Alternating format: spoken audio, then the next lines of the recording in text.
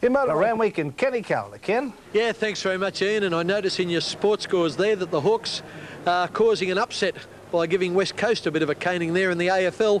Well, I hope there's no upsets in the second leg of the Darley Double at Randwick, because I put my money on Simpose. He's into the tomato sauce now on the tote. Odds of 10 to 9 on. That means you get $1.90 back for each dollar you invest.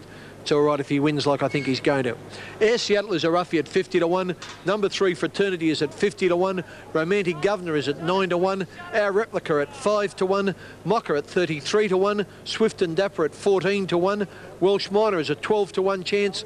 El Soler at 8 to 1. Oh What a Joke is at 25 to 1. Rimsky is a scratching. And the Kiwi Cape Row didn't look too bad in the enclosure. Cape Row, he's also a roughie at 25 to 1. When we had the power failure earlier, just as Lord Jim hit the line in the first leg of the double, we had a couple of wags saying that was because they couldn't stand the shock of me tipping the winner of the first leg of the double. Well, I hope there's a double shock here, a double whammy by Simpose bolting in the second leg.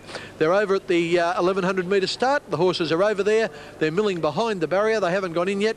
And there they are there now, Swift and Dapper in centre screen with El Soler and Oh What a Joke. Oh What a Joke in the yellow goes very fast, but he might just find this class a little bit above him. That's Simpose over in the background there. TAB Saddlecloth number 2. TAB number 2. He's to be ridden by Morris Logue. Morris doesn't get a lot of opportunities in the city, but he rides okay. I don't mind putting my cash down on him. Simpose looked very fit. There you are. His last 2 starts, he bolted in at Canberra. Then he went to Grafton in the Ramornie handicap, and he was run down just on the wire. That was 1200, today's 1100. It was a wet track at Grafton. It's a fast track at Randwick. I think it'll be okay. And as I speak, he's out to paying even money on the tote, which is good news for those of you who've backed it on the tote. In centre screen there is Fraternity, owned by Colin and Tidy and his wife Helen, former big bookie Dominic Byrne and his wife and also the Neville Begg syndicate. They own this horse together out of their former very good mare St Clair. And Fraternity will find this too short, but he's not a bad horse to follow through the spring. I think you'll find he's down in Melbourne come Caulfield Cup and Melbourne Cup time. There's TAB number 7, Swift and Dapper, owned by the Channel 9 personality Michael Willisey. And in centre screen now is Cape Row. Cape Row, there's Swift and Dapper again, Mike Willissey's horse. He won here last start. He's not as well weighted today, and that's why even with good jockey like Craig Carmody aboard, he's showing odds of 14 to 1 on the tote. There's Kevin Moses, leading jockey on the grey gelding El Soler. El Soler's been quietly backed here, and it's showing $9.30 on the tote, just a little bit better than 8 to 1. There's the top weight, TAB number 1 Air Seattle, just nutted in a Caulfield Cup, needs further than 1100 metres to show his wares. Mocker's a bit like me now, getting too long in the tooth. He's a 9-year-old. There goes Romantic Governor and Our Replica. Our Replica is second favourite. Shane Dye's got them out on him in the purple with the red cap. TAB number 5. Our Replica, tall horse, but doesn't carry a lot of condition. He hasn't really got a body that matches his height. But he looks quite fit today, and Our Replica will run well. There's the fave, Simpose, the bird, I hope he is, and Swift and Dapper outside him. Billy Cooper, the starter, rushes around behind the barrier there. We'll see him appear in the front in a moment. Here he comes, followed by our cameraman. Bill gets to the stand, ready to mount it. Nearly time for the start in the Arimbla Saddlery Handicap. Let's go to our caller, the one and only Johnny Tapp. Here he is.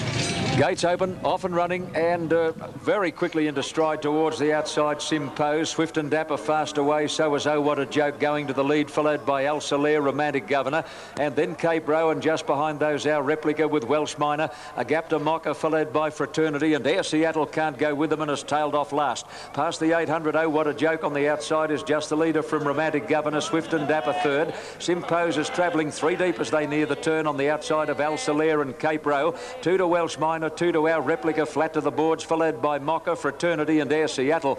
Coming around the turn, and the grey Romantic Governor got up on the fence to join Oh What a Joke there, clear of Swift and Dapper. Then Cape Row, followed by El Soler, and Simpose is now pulled to the extreme outside by Morris Logan, is going up to the leaders as they top the rise. Romantic Governor about to be tackled by Simpose on the extreme outside. Simpose race to the lead, coming to the 100 mark. Swift and Dapper running on well, and Our Replica coming down the outside with a big run. Simpose is in front, Our Replica coming coming home hard with Welsh Miner. Simpose has just lasted, I think. Looks like Simpose has just been able to hold on from either Welsh Miner or our replica on the outside. Fraternity close up, and then Swift and Dapper Mocha from Air Seattle, Cape Row, Romantic Governor, Oh What a Joke, and Elsa Lear pulled up with the tail enders.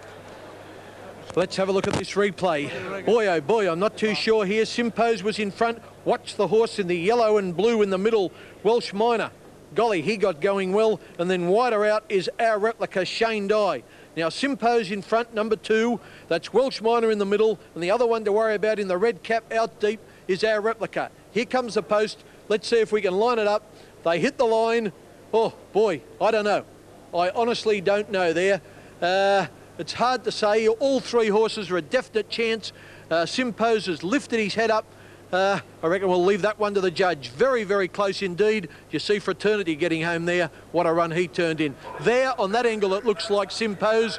But, you know, there's a couple of ways to look at the angle here. But the stop frame from this top angle, which is nearly square on, gee whiz, you'd say that if Simpose hasn't won, he hasn't lost it. But I tell you something, I've been coming to Randwick for 30 years, and you'll find that horses on the outside are normally favoured in photo finishes. We'll take a break, and then we'll be back with the result of the second leg of the double from Randwick.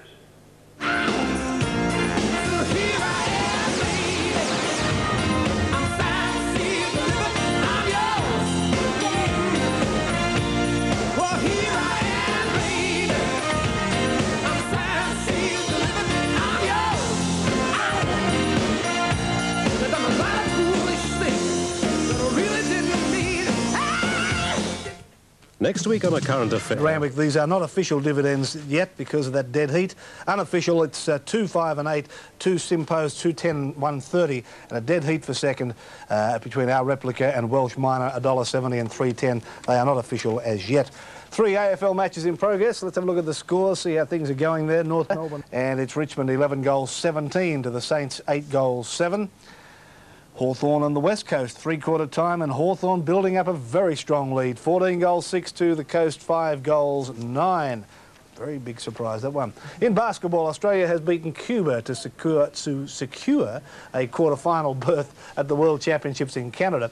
The Boomers won by 6 points. Andrew Gaze top scoring with 30.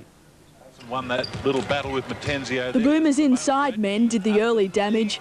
Mark Bradkey's strength decisive. And Mark Bradkey does get a second effort, and down it goes. Cuba had the moves, but not the execution. It was Australia out by 7. Sets his feet well and drills it. There were signs of a Cuban revival. It finally came through Jose Luis Diaz. There's no fake in that shot. That one is straight down the chute. Hello. Cuba hit the lead through Marty Enzo, but it was short-lived. Shane Hill ran hot. 8 points in 2 minutes, putting Australia out by 4. 3-point shot again from Hill. He can be streaky.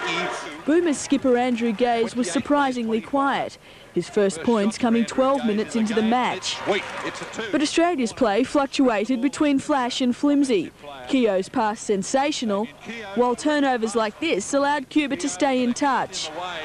What a defensive effort, gives an easy layup at the other end.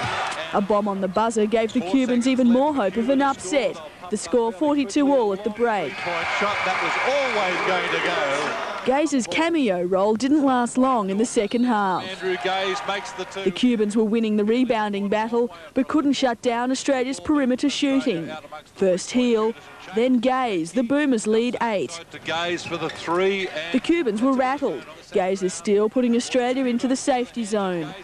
Coach Barry Barnes brought Pat Reedy into the fray. His impact was immediate.